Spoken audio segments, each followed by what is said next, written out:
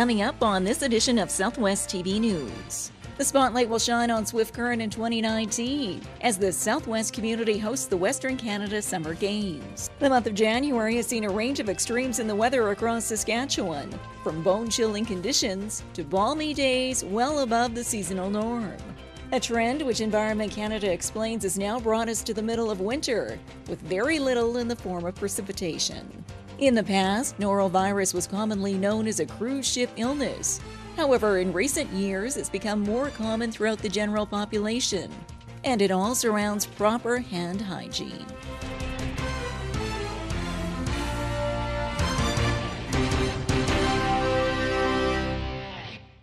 Thanks for joining us here today. The countdown is on as Swift Current prepares to host the 2019 Western Canada Summer Games. We have more in today's top story.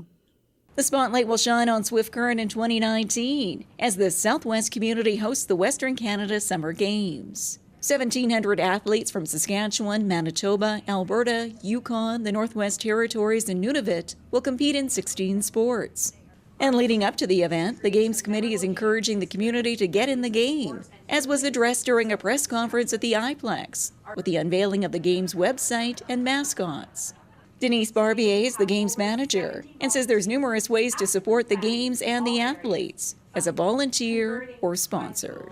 We hope to see businesses come on board and get in the game and support the Games financially so that we can make sure that we have all the venues prepared and ready to host the athletes, that they can do their best. And so we're really hoping that businesses, not only on a local level, but because these are semi-national games, but also at a really provincial and national level, will come on board and support us. And as the committee works behind the scenes finalizing details in the coming months, numerous legacy pieces will be part of the 2019 Games. We are doing some work around some volleyball courts, beach volleyball. We're excited about that. A mountain bike course is being developed as we speak. We're getting some tenders in for some of the work.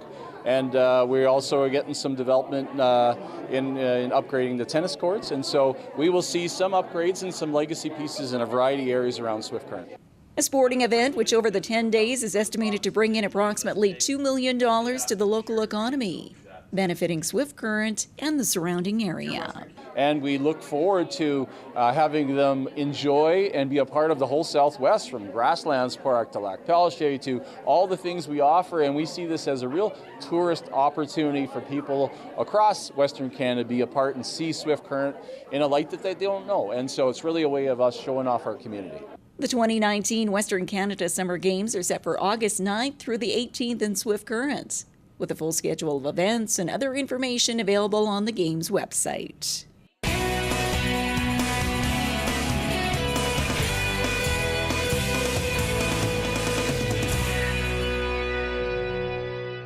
For over 12 years, Southwest TV News has provided the visuals for the defining moments in our community.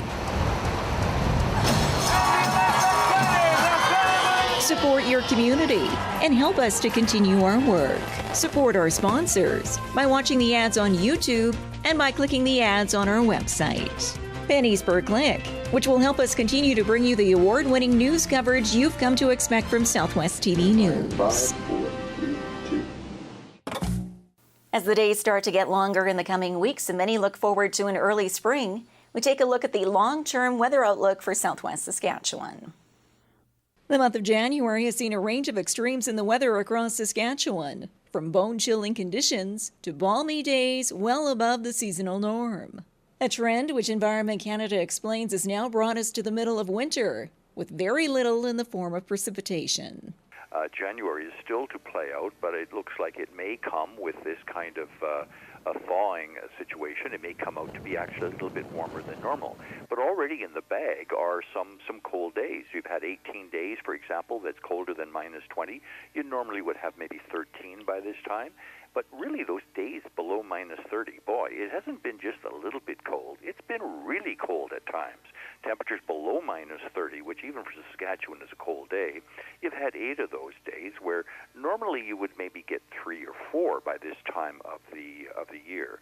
I guess the one common denominator is that precipitation is down, unfortunately, and people would like to see a little bit more precipitation, but throughout all of the winter months, November, December, January, it's been a little on the scanty side, although you don't necessarily lose your crop in January, so there's still time to go. And as the days start to get longer in the coming weeks, and many hope for an early spring, we can expect the following weather outlook for Southwest Saskatchewan. Don't put away the snow shovel. Don't put away the polar fleece and balaclava. I mean, winter's not over, but it looks like we're going through a little bit of a thawing, melting, a little bit of a break in the next week or two, out to perhaps even till February. So, but, winter has a way of coming back and haunting us, and so we can't say what that's going to be. I look at the longer term, let's say February, March, a little bit of uncertainty as to where it's going to go. Our models are not clear on that, but I take that as good news, because initially we were saying it looks like a colder than normal winter, where right now it's sort of like a toss-up. Could go back to be a little colder than normal, but has an equal chance of being warmer than normal. So my sense is our best models are saying, and the best confidence we have is right now and into the next month. And we think the flavor of this month is going to be milder than normal. The seasonal high for this time of the year is -9, with an overnight low of -19.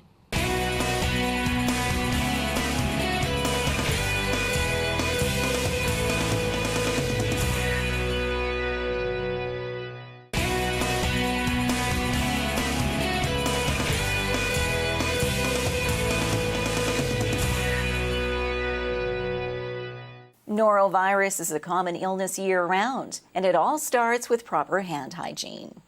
In the past, Noro virus was commonly known as a cruise ship illness.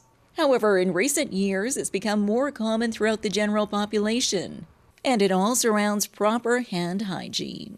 If you use the washroom, fail to wash your hands, then go and prepare food, you're setting the scene for possible norovirus activity for yourself and others who later consume that food. Well, the hands are always busy. Being busy, they touch a lot of things, and being that way, it's very easy to pick up and spread illnesses. So hand wash is one very strong measure at reducing spread of diseases. Symptoms of the norovirus occur quickly, with a combination of vomiting and diarrhea, often at the same time. And most healthy individuals will recover in 24 to 48 hours. And if you are feeling ill, stay home for at least 48 hours until all of the symptoms have surpassed to prevent any possible spread of the illness. You can also prevent the spread of the norovirus to others in your home by actively spraying down countertops, hard surfaces, and other areas with Lysol, and frequently wash your hands. More information on the norovirus is available through your public health office.